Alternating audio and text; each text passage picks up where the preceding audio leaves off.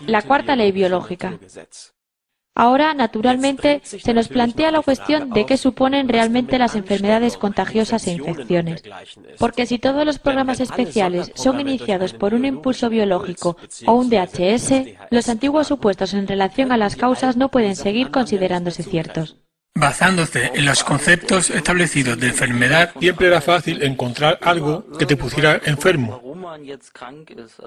Decimos, lo pillé, me he infectado, o cuando había frío, o el aire era húmedo, o nos encontrábamos una corriente de aire, o una de las favoritas, el tiempo. Así que siempre puedes encontrar algún factor al que hacer responsable, pero no puede haber certeza. La historia con los microbios es un poco más difícil de explicar porque su papel está fuertemente predefinido en la mente de la mayoría de la gente. Es una idea firmemente aceptada a día de hoy. Si le dices a la gente que los microorganismos posiblemente no juegan el papel que les han explicado, se resistirán a esa idea. Se encuentra con varias resistencias.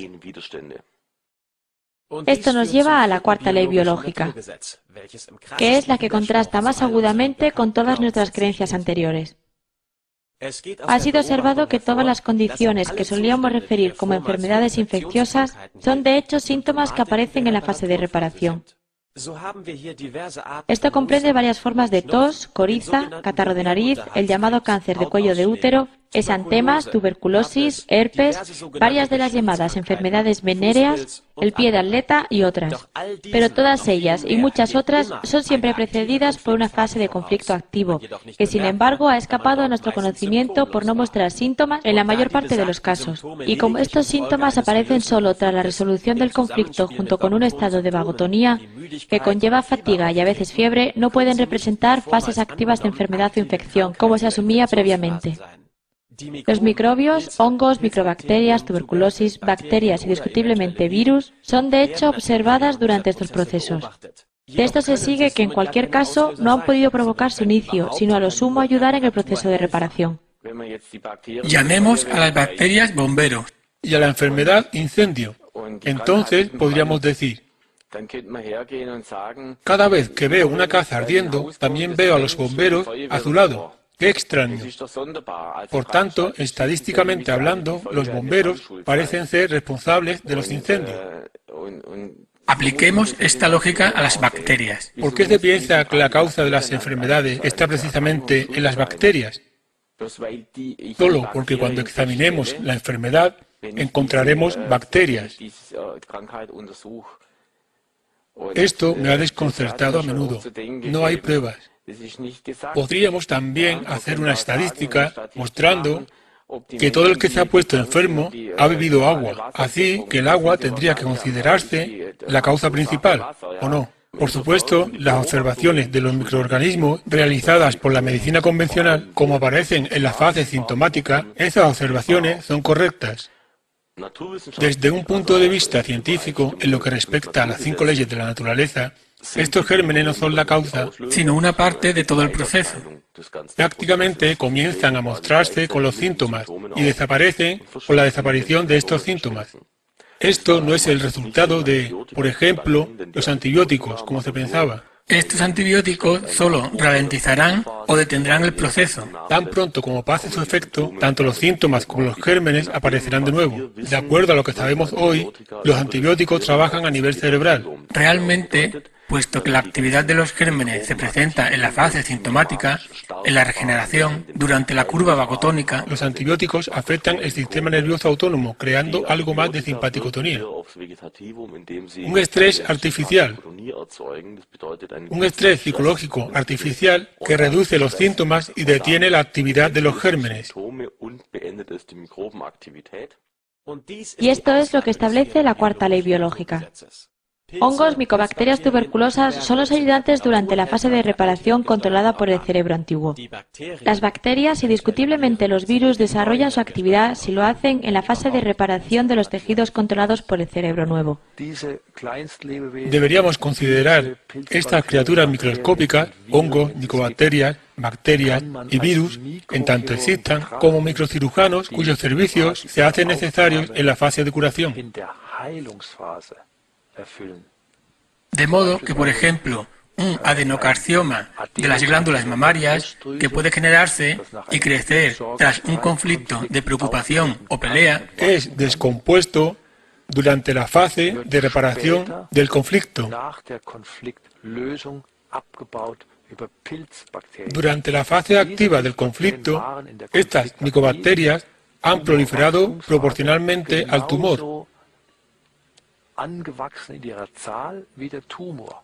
Y para que en el momento de la resolución tengamos una cantidad de micobacterias correspondiente a la masa del tumor.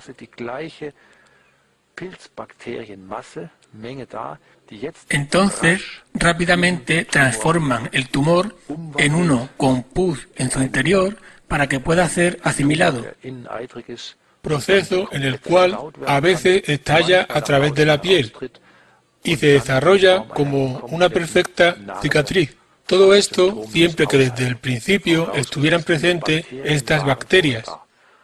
Puede ser peligroso el que una persona tenga dentro del sistema digestivo un gran crecimiento de tejido y este no pueda ser reducido en la fase de reparación. Esto puede conllevar un bloqueo intestinal, un íleo, un bloqueo mecánico. En un caso como ese, es necesaria una intervención quirúrgica. Si las bacterias correspondientes u hongos están presentes, pueden ayudar a reducir el tejido de una forma natural, renormalizando la situación sin influencia externa. Así que estos gérmenes son simbiontes que nos ayudan. Viven en nosotros ayudando a optimizar el proceso de reparación.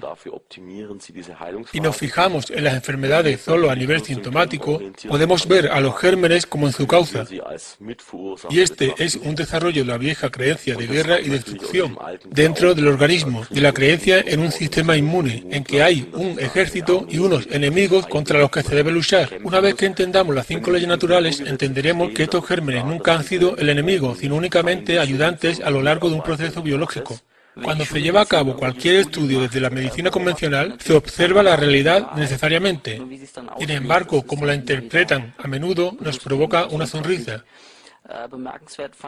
Un científico médico alemán examinó casos de remisión espontánea del cáncer y observó que todas las remisiones espontáneas coinciden con infecciones febriles, lo que por supuesto está claramente de acuerdo con las leyes biológicas. Creo que el último año se hizo un estudio notable.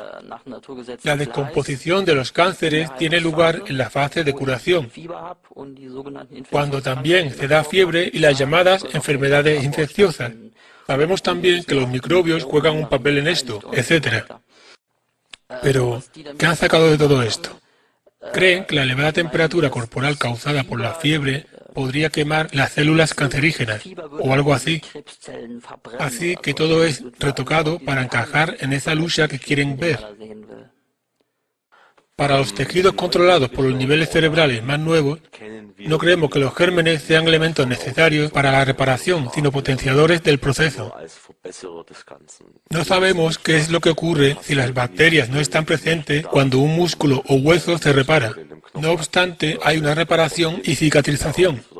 Son necesarias solo para una reparación óptima en los tejidos controlados por el cerebro antiguo, es decir, los tejidos controlados por el tallo cerebral y cerebelo. Pero por supuesto, la ciencia no se detiene y es necesario descubrir más al respecto. Puede que el papel de los gérmenes en tejidos del cerebro nuevo sea mal comprendido. La teoría de las bacterias invadiéndonos y causando enfermedades queda invalidada por completo. Cuando considero que tengo dolor de garganta, pero ni coriza, inflamación nasal, ni sinusitis, tan solo un pequeño dolor en la garganta, aunque las mismas bacterias van a todas partes, pero yo solo lo siento en esta parte, puesto que esta zona está actualmente en una fase de curación. Tenemos que despertarnos de nuestra hipnosis de la bestia maligna que intenta devorarnos o de los microbios malvados causándonos daño. Si lo miramos desde un punto de vista científico y desinteresado, Todos, y los médicos y científicos en primer lugar, entenderán exactamente qué sucede realmente ahí. Pero, ¿qué hay de las epidemias, las enfermedades en masa y el presunto contagio? Cuando un grupo de personas sufren la misma clase de conflicto por recibir las mismas impresiones, se pondrán, tras resolver su conflicto, enfermos de formas similares. ¿Es la enfermedad contagiosa? ¿Te infectaste también?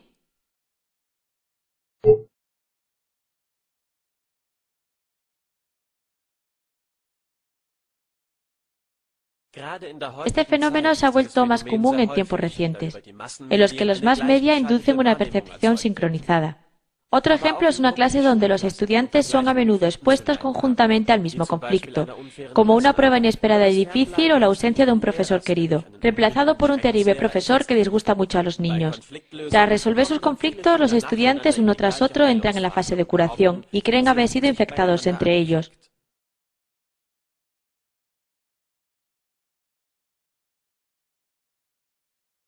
En cada caso en que miembros de nuestro hogar han tenido ciertos síntomas al mismo tiempo, todos han sido capaces de rastrear sus síntomas hasta un conflicto específico y su resolución en concordancia exacta con las leyes biológicas. Es un hecho remarcable que los síntomas casi nunca son exactamente los mismos. Así que cuando la gente presuntamente se infecta entre sí, tienen síntomas distintos después de todo. Así que es necesario analizar cada uno de los síntomas de cada persona de acuerdo con la nueva medicina. Hasta ahora siempre he encontrado las relaciones en total concordancia con la nueva medicina y ningún rastro de infección. Muchas epidemias, como la peste por ejemplo, pueden considerarse el resultado de la intoxicación traída por desastrosas condiciones de higiene.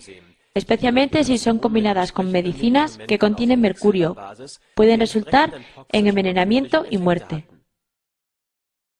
Estas condiciones inevitablemente causan muchos más conflictos adicionales, como los del miedo a la muerte, que conllevan los síntomas descritos previamente.